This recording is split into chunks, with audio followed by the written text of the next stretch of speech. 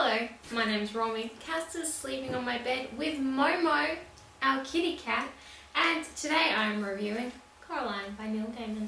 So I'm not going to go out and say what an amazing and surprising job I am already doing with my 2012 book list, but I mean, I'm doing a pretty good job. This is, I think, my second review and I've nearly finished my third book, so I feel like I'm doing well. Maybe I am overstating that, but I'm really enjoying reading, and I definitely go through phases where I don't enjoy reading so much and I just can't get into things, so thanks books. This edition of Coraline was originally sent to me about 5 years ago as a review copy, so a publisher, in this case Bloomsbury, sent it to me free of charge in exchange for an honest review. I gave them my honest review back in the day, so this is just my book now, but an FYI. So, Coraline. I have very mixed feelings about Coraline because there's aspects that I really do enjoy, and I think there's definite elements and maybe like an overall theme to the book of like finding yourself and journeying and doing things that, like, there's this big focus on doing things that are right even if they scare you, and I think that is really beautiful. And I think there's quotes throughout the book that describe that, particularly one comes to mind which I actually had underlined when I first read it, so that was nice seeing like the few things that I thought were really poignant back then and agreed with as being poignant now. And I think there's those themes which are good and important and well done, but my goodness, it's a pretty scary story. I have a very low spook tolerance. I don't like scary things. I can watch very specific crime shows like Agatha Christie, Agatha Raisin, even sometimes those give me the heebie-jeebies. And there is like a difference to books because you're not seeing it, but this edition is illustrated by Chris Friedel, and some of the illustrations are real spooky and some of the descriptions are even spookier. Like, I don't know what age I would recommend this book to. I know it is supposed to be a children's book. I would not have been able to read it as a child. I remember when I first read it, I was freaked out by it, and this was like 6 or 7 years ago. I was like, ooh, this is spooky. But I kept it because I think it's just such a beautiful edition. Halfway through this one, I was like, ooh, this is spooky, Romy. It's a little bit frightening. Oh, I'm not sure if I enjoy this. I don't know if I'll be keeping it. I do really like looking at it because I think like the composition of the cover and the illustration and the colouring is just really beautiful and unique.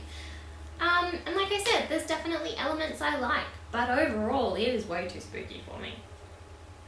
And that definitely clouds how I feel about it because it's frightening. So the basic premise of the book is that Coraline goes through a door and she's on the other side and she meets her other mother and her other father, and she's in a world like hers, but everything is exactly how it would be in her wildest dreams, exactly the way she wants her world to be, but it's sinister and spooky. And there's this scene where she goes into like the dilapidated theatre that is her below stairs neighbour's home, and like, and the descriptions really like were setting me on edge and made me really uncomfortable.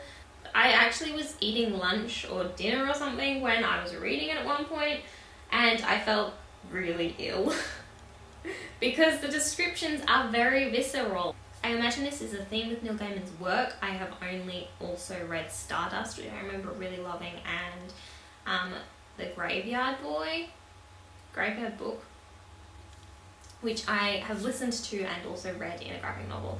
I've also listened to Nevermore, full audio cast dramatization. Very good. Need to listen to that again. But I feel like he has a very kind of raw,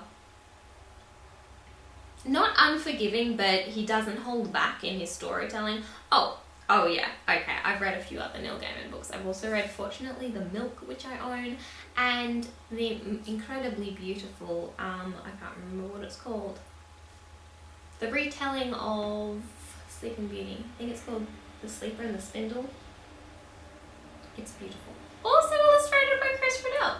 Fun fact.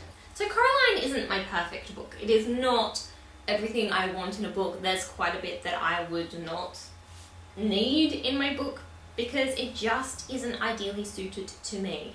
I don't know, maybe at one day I will reread it, but for now I definitely don't even know if I'm gonna keep it. Like, yes, I do really like looking at it, but I did really enjoy kind of Coraline's growth. She starts off as being a prickly, kind of not very nice child who you don't necessarily like, but you also feel kind of sorry for. And then she grows a lot over the course of a few short days or a few very long days. She grows a lot. And I kind of feel very proud of her and impressed by that growth because there's a lot to go through in this book. Also, I really like the cat who's featured on the cover. You may be able to see the lovely cat. Also very prickly. I really like the cat. I feel like this is a very short review, it probably is, especially once I've edited it. But my thoughts on Coraline are very twisted. I feel quite conflicted about this book because the elements I enjoy are vastly outweighed by the elements that I don't like, that make me uncomfortable, or that just are not suited to my personal tastes. So take that where you will. I still don't quite know. But that's all from me, and all from my sleepy babies. Goodbye.